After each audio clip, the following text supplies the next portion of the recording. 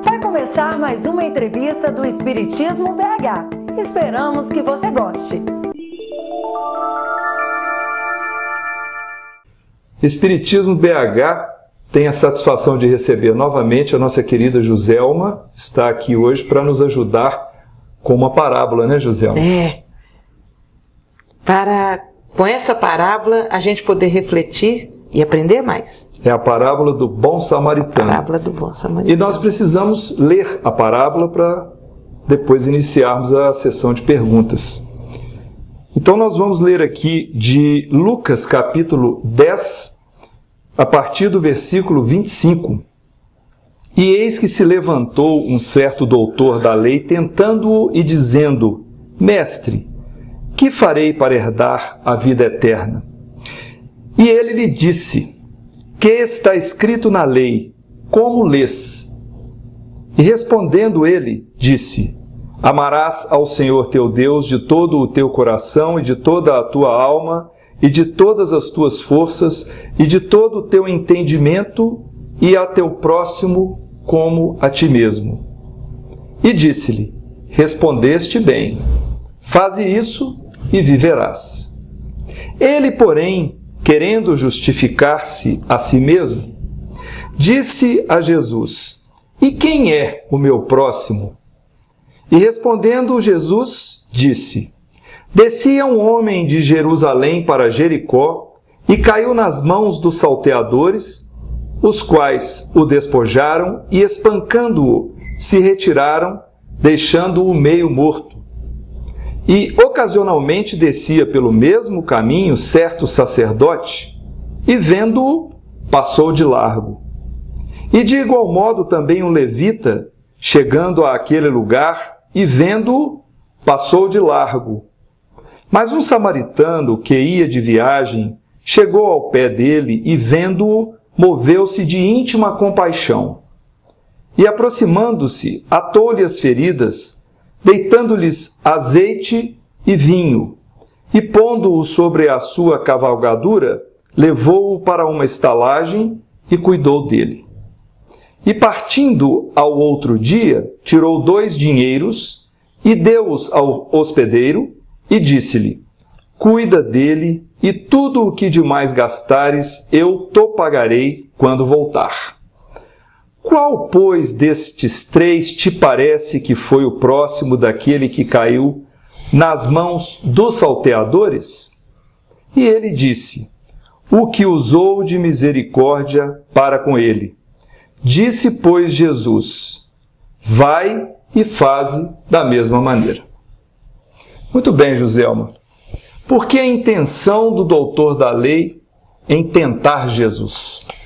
É muito interessante, porque nós vamos analisando todo o comportamento do povo judeu e daquela época, e nós vamos ver que ainda dominava na intimidade deles o orgulho pelo conhecimento que possuíam, pelas posses de uma forma geral. E a provocação era certamente no sentido assim, de, a partir de uma discussão, ele, por exemplo, ganhar, o doutor da lei, se sair bem no diálogo, no debate, e mais uma vez ele ser considerado um vitorioso pelo conhecimento que possuía, diante de um outro em quem ele não depositava tamanha confiança no conhecimento, na bagagem intelectual e espiritual que ele portava. Daí a pergunta, porque a pergunta estimulava uma resposta e essa resposta ia desenvolvendo um debate que certamente o doutor da lei tinha quase certeza que seria um vitorioso. E com isso ele se destacava mais um pouco na sociedade. E esse doutor da lei, quem era o doutor da lei? Por que esse nome, doutor da lei? Sim, o doutor da lei era exatamente aqueles dentro de uma classe social que possuíam o conhecimento das leis. Então eles eram considerados doutores da lei como quase uma profissão né? Se nós fôssemos trazer para o nosso dia a dia. Então, para eles representavam na sociedade aqueles que possuíam o conhecimento das leis. Então, era como se eles fossem imbatíveis em relação ao conhecimento das leis. Joselma, logo no início, o doutor da lei questiona o que devo fazer para herdar a vida eterna. Afinal de contas, o que significa essa expressão vida eterna? É interessante, porque para nós outros, a partir do momento que nós vamos adentrando pelo conhecimento dos evangelhos, do evangelho de Jesus, nós vamos entendendo a vida eterna como um princípio, né? Da doutrina cristã e da doutrina espírita, a existência da eternidade.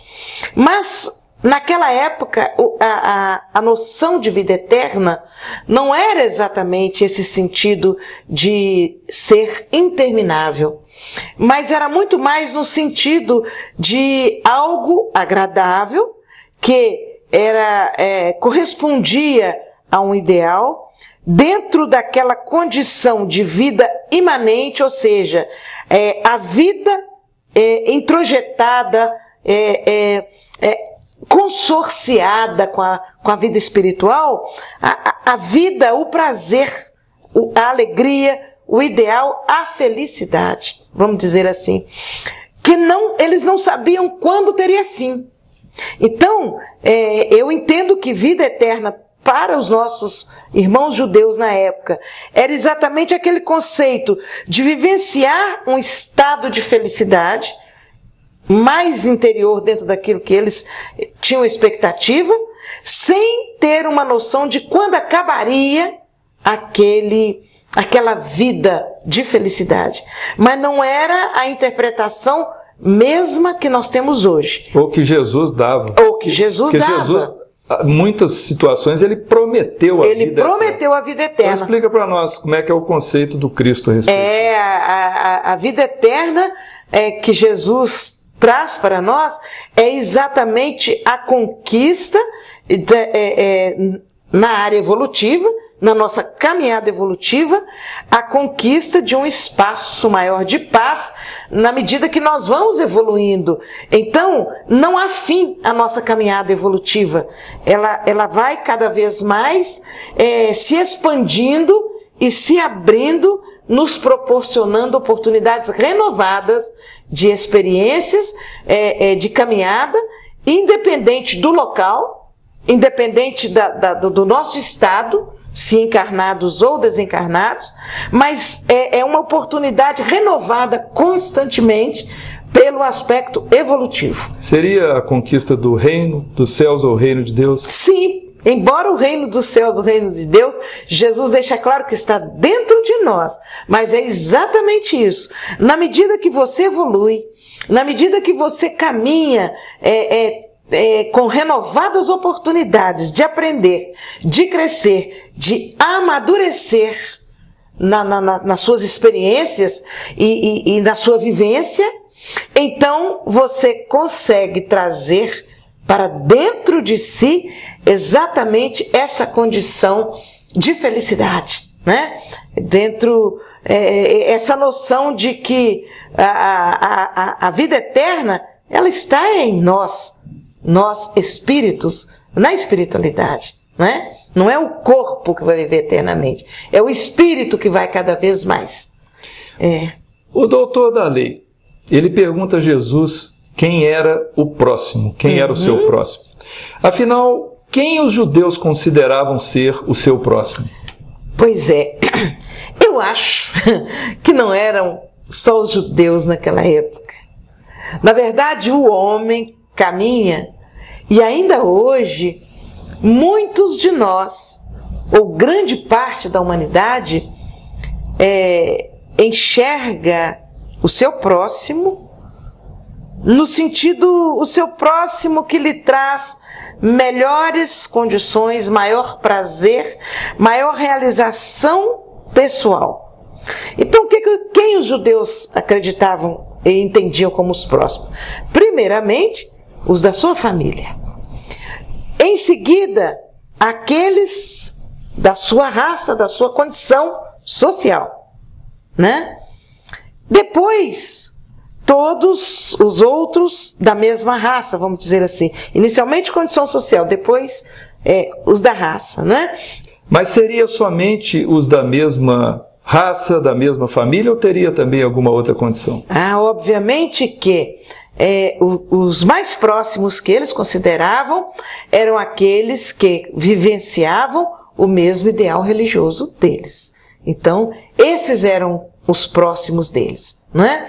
E é interessante que no nosso dia a dia a gente vai encontrar cada um de nós, às vezes, na hora de definir quem é o próximo, às vezes a gente define na teoria, mas na hora da prática, por exemplo, se você escuta um barulho lá fora na rua de uma batida de carro, se você tem um filho lá na rua, você diz, meu filho, a sua reação é em relação, o próximo é o seu filho.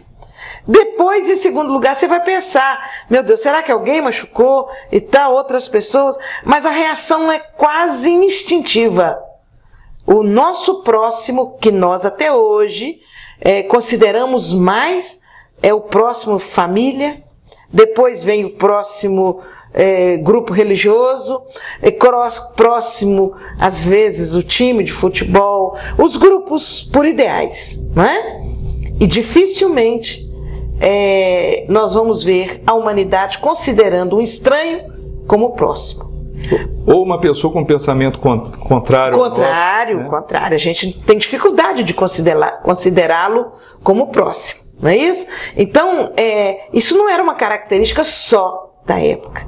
Eu vejo isso como uma característica mais do ser humano, que vem graças a essa oportunidade que nós falávamos ainda há pouco, da vida eterna.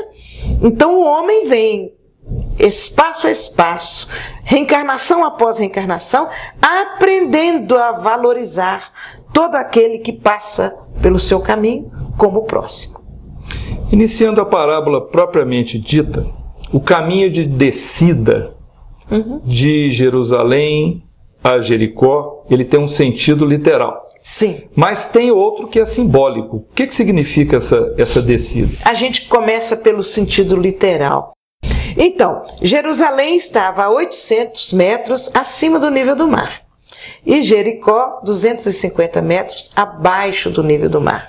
Então, era uma descida verdadeiramente de uma região de paz, de uma região onde se poderia avistar um horizonte de alegria, de sol, de paz e de harmonia, e enfrentando obstáculos pelo caminho, inclusive malfeitores, assaltantes, situações as mais variadas, para chegar a Jericó, que estava bem mais abaixo, né, numa situação de não ter acesso a essa visão do horizonte como Jerusalém tinha. Isso é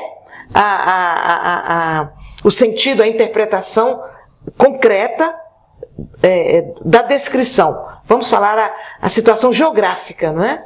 Agora, nós vamos interpretar isso aí também no nosso sentido espiritual, o esforço que todos nós precisamos fazer quando, ao conquistarmos determinado patamar evolutivo, nós precisarmos descer para buscar, através de alguma experiência, uma oportunidade de resgatar compromissos, de relacionarmos com situações de dor, né? De aprendizado. Então, há uma descida.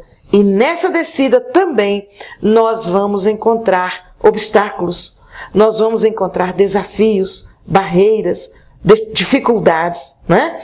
E é exatamente aí que nós encontramos esse sentido. Por que descer de Jerusalém para Jericó?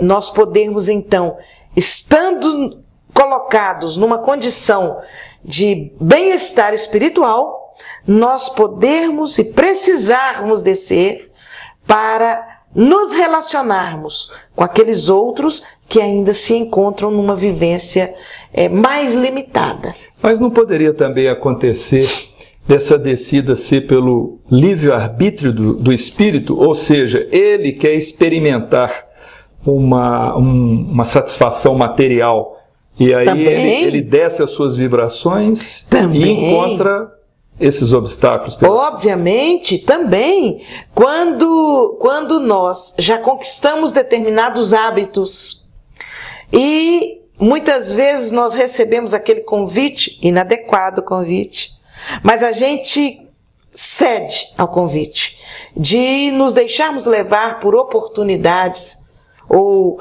oportunidades mais materiais, viciosas, oportunidades de conquistas mais materiais, não pelo aspecto ético, mas muitas vezes por situações inadequadas.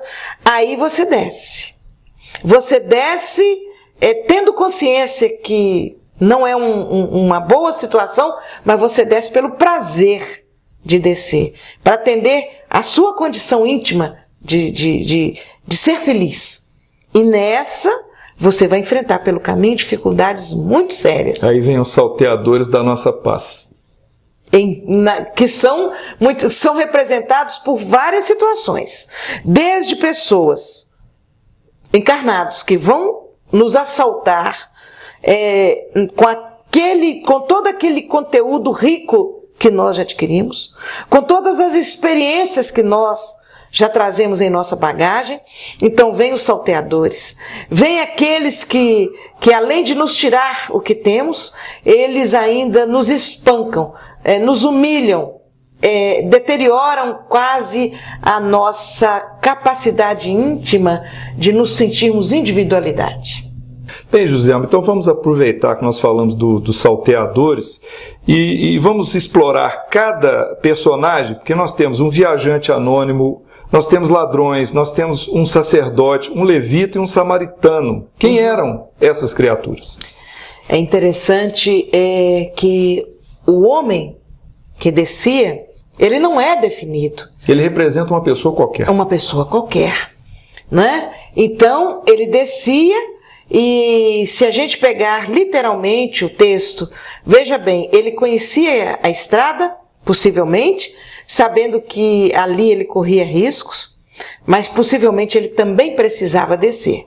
Por algum motivo, porque ele percorria aquele caminho, ele deveria certamente ter um objetivo. Ele precisava ou queria, né? Ou queria. Então, aí tem, e é muito interessante quando Jesus diz, um certo homem. Ele não define a origem, a raça, a posição social. Um certo homem, né?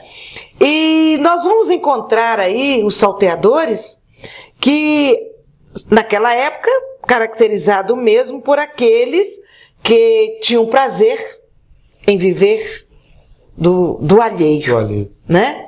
Mas nós vamos encontrar hoje, no nosso dia a dia, também aqueles que são os salteadores da nossa paz. Desde os salteadores da nossa paz no aspecto físico, no aspecto material, até aqueles que o risco é muito maior, a consequência é muito mais grave, os salteadores da nossa paz, os salteadores da nossa vivência espiritual mais harmonizada. Então, os salteadores, quando eles se aproximam, tanto do bom samaritano, do viajante, quanto de nós outros hoje, eles não querem saber a luta que tivemos para conquistar os bens materiais, o esforço que estamos fazendo para nos manter equilibrados, a história da nossa conquista, qual é ela, como foi, os objetivos da nossa conquista. Na verdade, quando os salteadores se aproximam de nós, eles simplesmente cobiçam o que possuímos. E para eles pouco importam o que vamos sofrer, quais as consequências que vamos enfrentar quando eles nos tirarem o bem que possuímos. Eles fizeram isso com aquele homem. Para eles não tinha importância nenhuma. Eles queriam os bens. E é muito interessante que eles são tão insaciáveis, os da parábola, que eles não apenas tomam o que ele possuía, mas eles ainda o espancam e deixam que ele fique machucado, ferido na estrada. Então, é uma indiferença que dói na alma da gente quando nós analisamos isso aí. Mas isso acontece às vezes hoje. Nós passamos por essas situações. No campo material, nós temos visto aí. Só ligar a televisão. Só ligar a televisão. E no campo espiritual, quantos de nós não somos assaltados por calúnias que doem, que machucam, que destroem lares? Eles não querem saber. Pela indiferença. Pela indiferença. O caluniador, por exemplo, ele não quer nem saber, ele assalta. E ele não quer saber as consequências da sua ação, do seu gesto. Eu dei apenas esse exemplo, mas nós poderíamos falar inúmeros exemplos aqui. Então, na verdade, os salteadores, eles têm uma ação muito levada pelo prazer, né? Pelas limitações do conhecimento das leis divinas e simplesmente pela cobiça. Eles querem, e não importa como vão conseguir. Trabalhando é que não vai ser. Né? Bom, agora nós temos duas figuras ligadas à religião, Sim. Sacerdote e levita. Sim, é interessante porque o sacerdote, ele já trazia consigo todo o conhecimento das leis morais. Ele é o representante. Representante. Né? E como representante, cabia a ele, aquilo que ele falava em público, cabia a ele dar o exemplo. Sem dúvida. Né? Praticar. Praticar. Porque o importante é que nós possamos associar sempre a teoria que vamos adquirindo à prática da nossa vivência no dia a dia. Então, ali está o sacerdote passando ao largo. E essa expressão nos causa um impacto, porque ele fez questão de passar longe. No sentido assim, eu não quero nem ver. Não importa o motivo, mas ele não parou para colocar em prática o conhecimento que certamente ele possuía como sacerdote, como representante na terra, junto a um determinado grupo, do conhecimento das leis divinas. E o mesmo fez o levita. O levita, que não era apenas um representante no aspecto da lei, mas mais do que isso, deveria ser um aliado. Ele deveria ser um aliado, porque na medida que ele era portador dos conhecimentos, ele tinha a obrigação de agir como um aliado e oferecer àquele homem caído os recursos que estavam nas suas condições oferecer. Ele também, diz o Evangelho, passou ao largo. E lá vem o samaritano. O samaritano, considerado por muitos, aqueles que moravam em Samaria, exatamente até pela região, pelo local, eles não eram assim tidos como de um comportamento excelente ou de uma vivência totalmente tranquila. Aliás, é interessante, desculpa, eu vou fazer uma interrupção aí na sua fala. Fique à vontade. Porque as pessoas associam a palavra samaritano a esta parábola. Uhum. E dá a impressão que todo samaritano é bom, mas não é isso. Pois Esse personagem foi o bom samaritano. E é por isso que ele chama a atenção, porque os de Samaria, de uma maneira geral, tinha aquela interpretação assim, puxa, vamos passar em Samaria, ele é de Samaria. Porque tinha uma rixa com os judeus. Uma rixa. E não havia, eles não eram bem vistos, vamos dizer assim. Havia uma cisão religiosa. Uma cisão. Então, aquele samaritano, por isso ele é chamado bom. Só uma coisa engraçada, e não foi à toa que Jesus colocou então o samaritano na história, porque ele estava falando para o doutor da lei e colocou o samaritano como o bonzinho. Né? Exato, você veja que Jesus vai dando uma lição atrás da outra, palavra após palavra. É uma carga de lições que Jesus traz para nós. Provavelmente, quando ele mencionou o samaritano para o doutor Dali, ele deve ter arrepiado, né? Deve ter havido uma reação certamente. Né? Adversa. Então lá vem o samaritano, que se ele tivesse passado ao largo, não chamaria atenção. Porque isso não seria novidade dentro do conceito do doutor da lei. Do doutor da lei. Não chamaria atenção.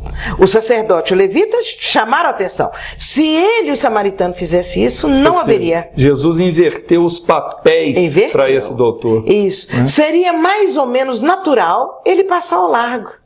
Entretanto, ele é tomado de compaixão. E eu acho a palavra compaixão tão bonita, sabe? Porque a compaixão é algo que você se sente solidário com a dor do outro. Não é aquela pena negativa, eu estou com pena. Eu estou um sentimento com dó. Que mobiliza a pessoa. Mobiliza. A compaixão, ela é dinâmica. A compaixão, ela é ativa. Ela provoca uma reação. Quando você é tocado pela compaixão, você se movimenta. E você pode sentir pena, falar, oh, coitado, e fica nisso. Mas quando você se toca, aí você se mobiliza. Você sai da sua acomodação e faz alguma coisa.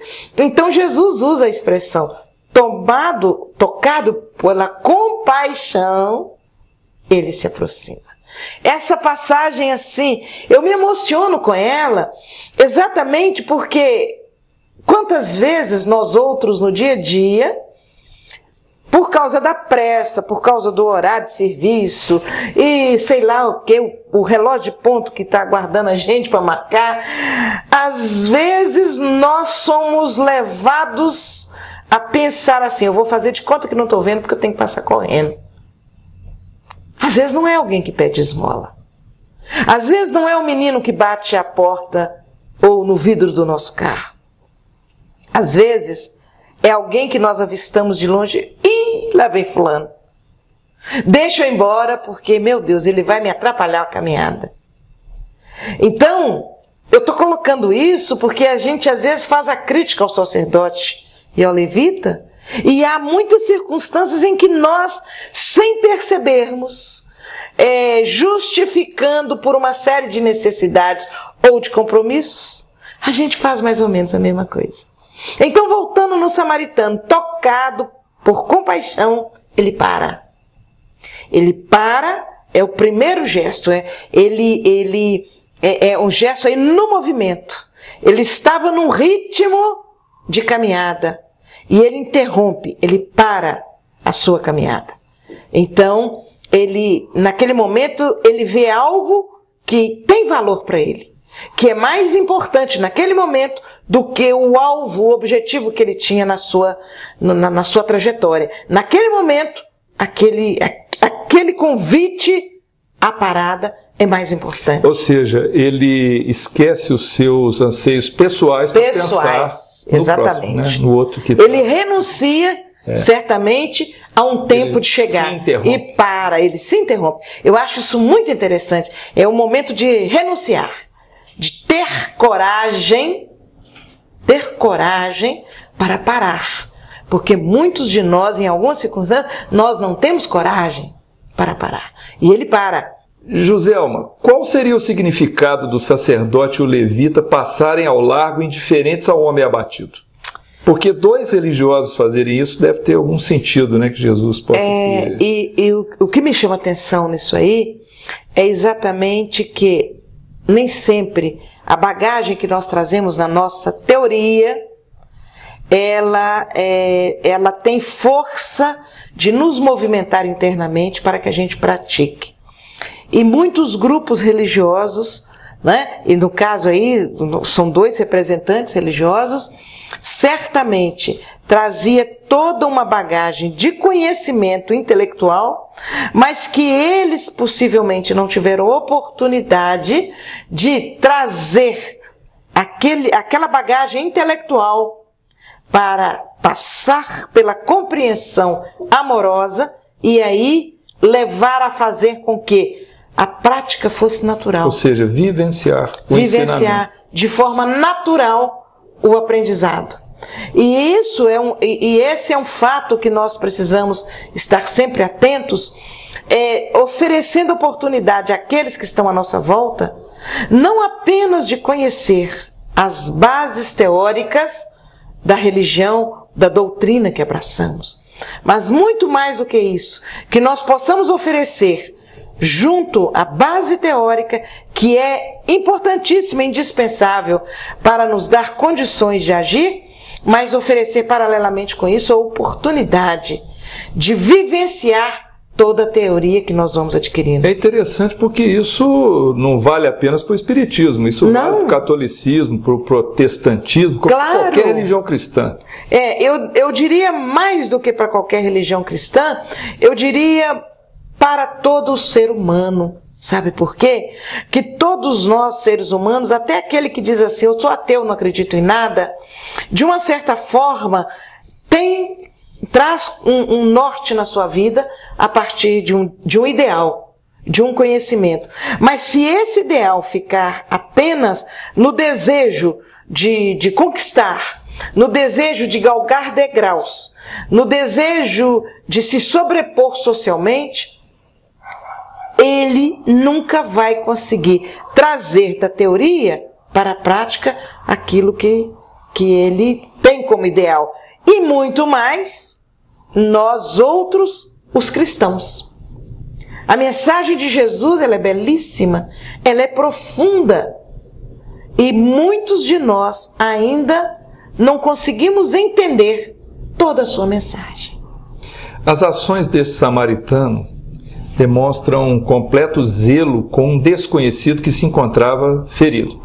Mas explica o significado de cada etapa do tratamento dispensado a ele, porque esse samaritano, ele fez muitas coisas, né? Você poderia voltar aí, descrevê-las, explicá-las? Sim, eu inicialmente falava da coragem dele de parar, interromper o ritmo de vida dele. Então, para que você possa vivenciar a caridade, você precisa ter coragem de fazer algumas interferências. Se dispor, né, a renunciar muitas coisas. Interferências na sua vida. Segundo, ele, além de interromper, de parar, ele não ficou em cima da montaria olhando. Desceu da montaria. Ele desceu. E esse descer da montaria, muitas vezes é nós descermos do nosso estado de comodismo e de status quo e ir até onde está. Ou da nossa pseudo-superioridade. Pseudo-superioridade, perfeitamente. Ir até o necessitado. Em seguida, ele dinamiza o socorro a partir de tratar as feridas, ainda que de uma maneira improvisada, com os recursos que possuía no momento, ele tratou as feridas. Posso voltar? Pode. Vou te interromper. Fique à vontade. Antes da gente falar do vinho, do azeite, né, do óleo, mas eu quero voltar nesse descer, porque eu vejo que muitas pessoas às vezes se sentem incapazes de se imaginar descendo, ou que elas não têm bondade o suficiente para poder se aproximar de uma pessoa que está necessitada, às vezes, de um consolo, de uma palavra, né? Mas a gente também entende que muitas vezes é preciso dar um primeiro pequeno passo para que isso aconteça na vida da pessoa. Que não é sempre que as pessoas se tornam caridosas de uma hora para outra e vão fazer grandes gestos. Às vezes precisa de um pequeno passo e o meio as vai conduzindo para aquilo, não é isso? Exatamente. É muito interessante isso aí, porque esse descer e dar o primeiro passo, ele muitas vezes acontece a partir de um pequeno olhar. você saindo de si, você olha. E ao olhar, você vai enxergar certamente a necessidade que está estampada no olhar do outro, do seu próximo. E a verdadeira caridade, ela não começa em nós, a partir da prática, de uma só vez nós já não nos tornamos absolutamente caridosos.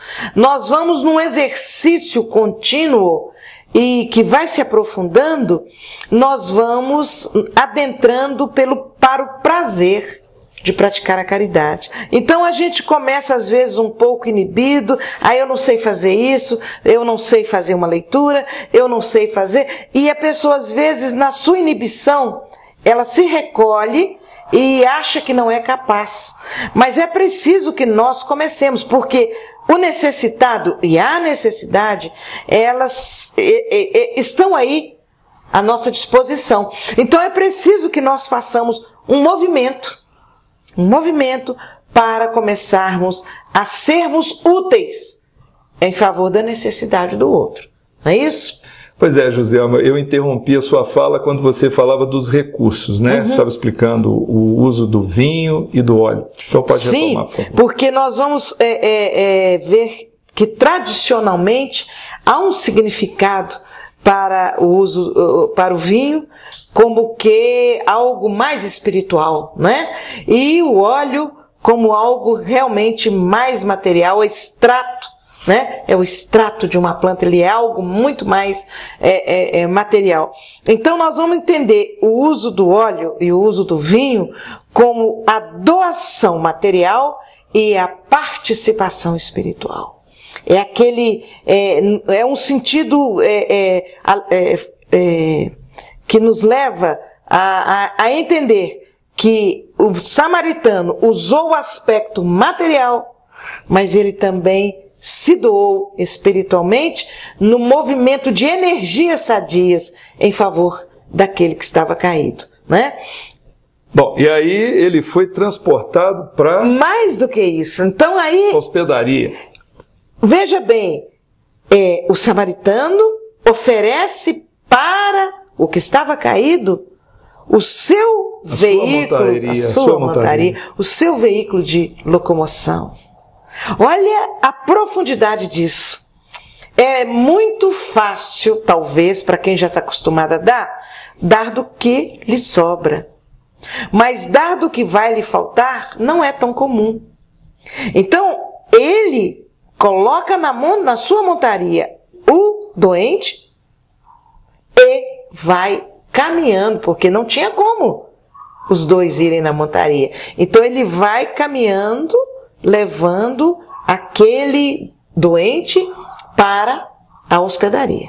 Então veja a profundidade disso. Ele renuncia ao conforto, né? Ele poderia ter usado outro recurso, quem sabe usar a sua montaria e ir lá na hospedaria e falar, tem um homem caído, eu vou te dar um dinheiro aqui, você vai lá e busca. Poderia fazer isso. A partir do momento que ele desse o recurso financeiro, ele ia encontrar quem fizesse isso. Mas ele fez questão de que o homem usasse ou fosse na sua montaria. Então isso, para mim, é de extrema importância, né? E aí ele leva para a hospedaria. E ao levar para a hospedaria, a gente vê o sentido assim, se aquele homem, depois de tratado, ficasse na estrada, ele poderia continuar sendo alvo de outros salteadores, de animais.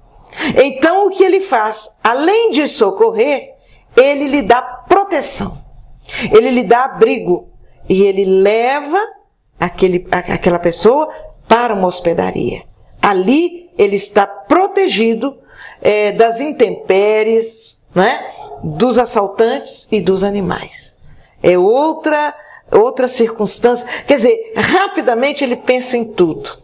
Mas aí ele poderia levar para lá e falar, bom, a minha parte está feita. Mas ele vai um pouco a mais. Ele deixa 2 denários, que você leu 2 dinheiros, mas tem várias traduções. Várias traduções. Isso aqui dinheiros. Exato. Então, significa o quê? Um denário representava o pagamento de um dia de serviço. Um dia de trabalho. Um dia de trabalho. Ele deixa 2 denários. Se ele deixa 2 denários, certamente aquilo ali daria e sobrava para que aquele homem ficasse ali até recuperar-se no dia seguinte, fisicamente, e pudesse prosseguir sua caminhada. Então, mas ainda não para aí o samaritano. Ele diz, eu lhe deixo e na volta, se tiver acontecido mais alguma despesa, você me cobra e eu lhe pagarei. É interessante que em momento algum a gente vê ele perguntar para a pessoa socorrida qual era o seu nome, qual era a sua origem. Nada disso é importante. Para ele não interessa. Para ele não interessa. Quem ele está ajudando. Não interessa. Para ele interessa que ele possa ajudar. Aí outro dia alguém me dizia isso, Joselma, essa parábola do bom samaritano, ela, para nós hoje, é desatualizada. Eu falei, por quê? Porque imagina nós fazermos isso com alguém na estrada. Não dá para parar. Estamos passando de carro, não dá para parar. Porque pode ser alguém fingindo de morto para nos assaltar. E a pessoa foi mostrando uma série de situações em que eu pensei assim, até certo ponto ela está certa. No aspecto da vivência material dos nossos dias. Realmente, nós precisamos ter zelo com o nosso corpo físico, que é um instrumento da nossa evolução que Deus nos ofereceu. Mas nós podemos continuar fazendo, ou tentando fazer o que o samaritano fez, usando recursos que a tecnologia hoje nos permite. Tá certo?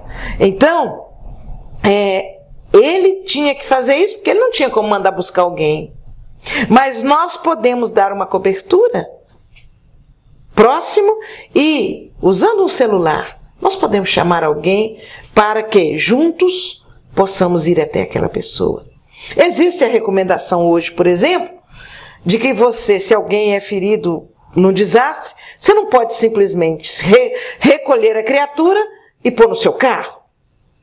Hoje é lei, você não pode fazer isso, porque você não domina as técnicas e se essa pessoa quebrou um osso e ficou uma ponta mais afinada, saliente. E da maneira conforme a gente carrega e coloca no carro, aquele osso com aquela ponta saliente pode provocar, pode lesar um órgão importante. Olha que situação difícil. E essa pessoa me chamou atenção para isso. Como é que você faz? Não pode mais carregar, de fato. Mas você pode oferecer tudo o que estiver a seu alcance, desde a prece, ao telefonema para chamar socorro, ao apoio ali por perto até que seja concluído o socorro. Há uma série de situações. Então, essa parábola não está desatualizada. São os recursos hoje que são diferentes daquela época e nós precisamos nos atualizar, né? Então, na medida que isso vai acontecendo, que a história vai correndo, nós vamos ver que o exemplo daquele samaritano é um exemplo profundo da verdadeira caridade. É quando a verdadeira caridade, ela é a manifestação do amor.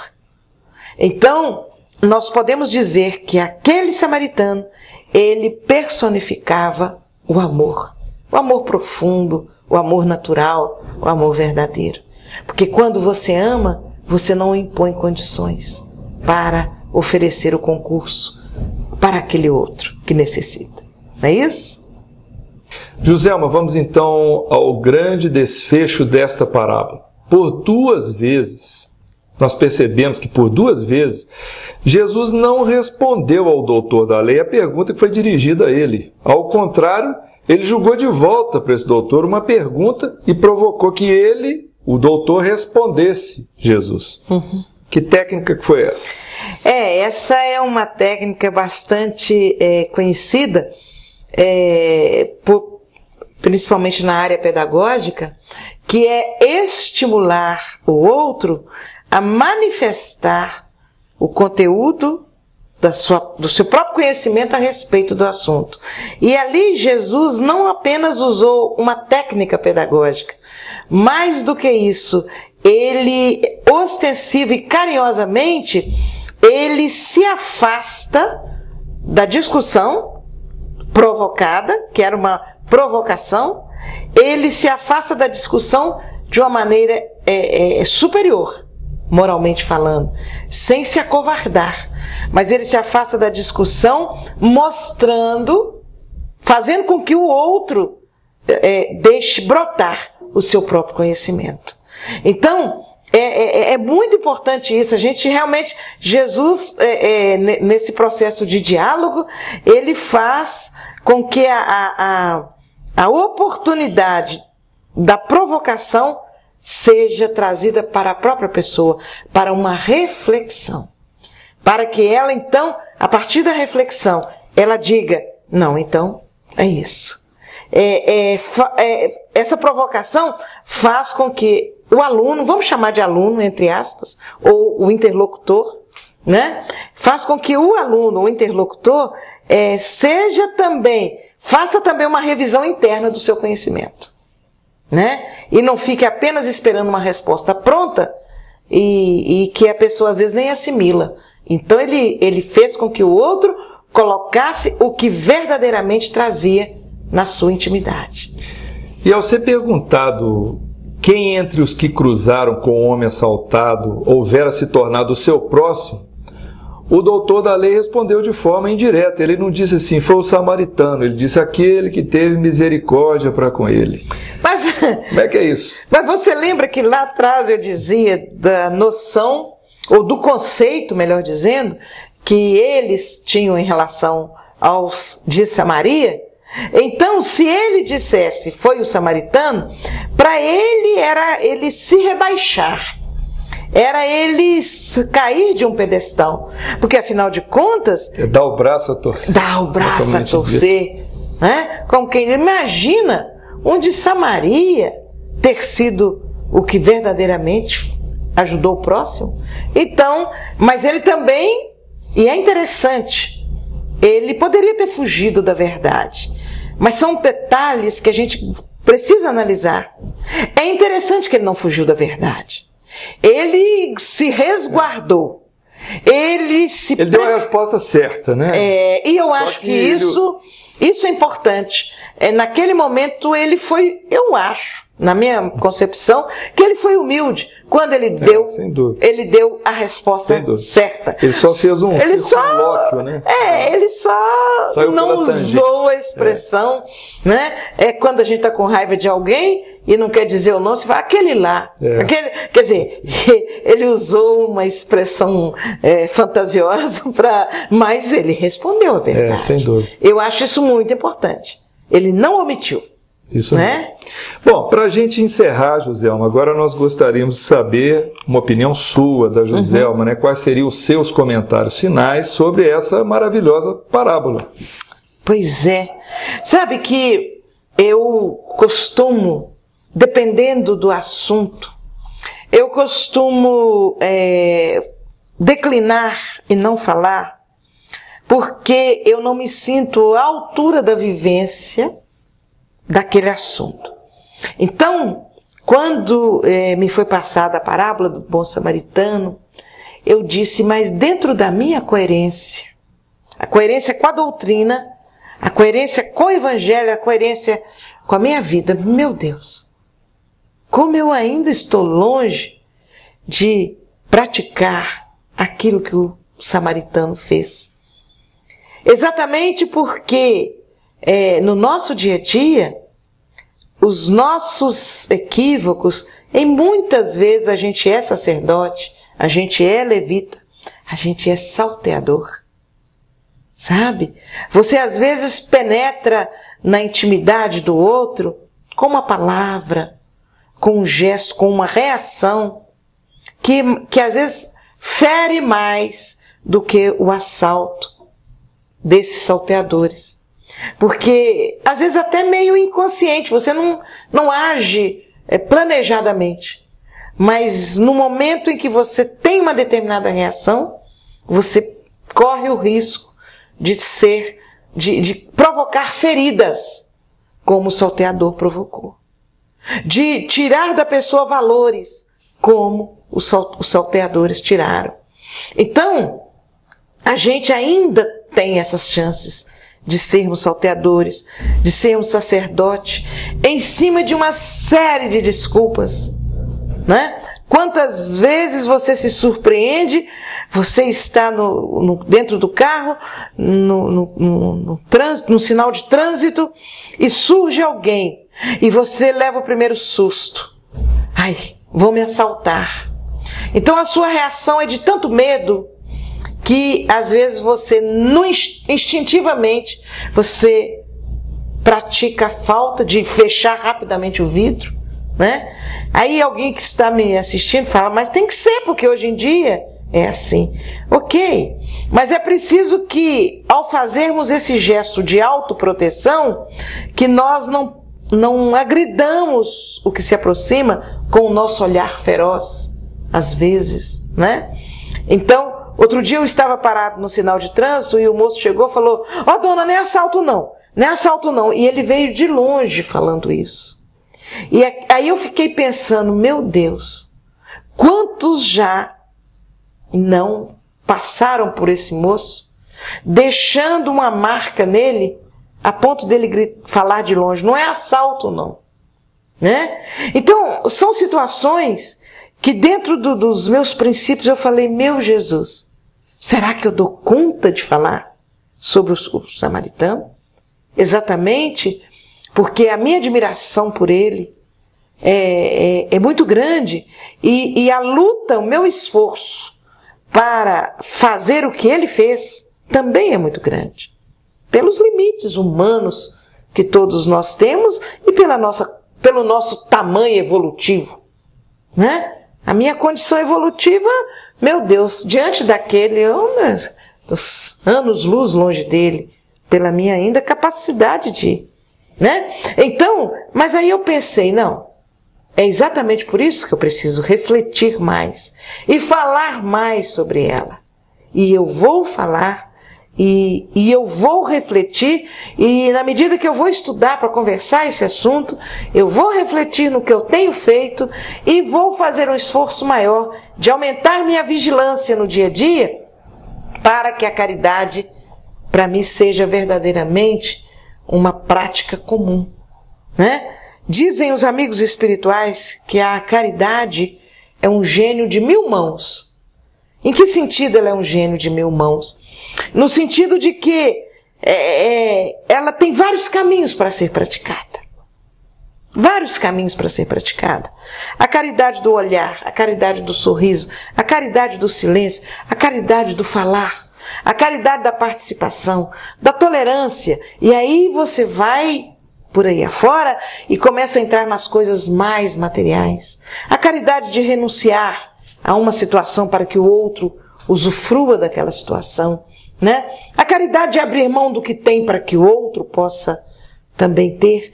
Então, é de extrema importância que nós nos aprofundemos nessa parábola.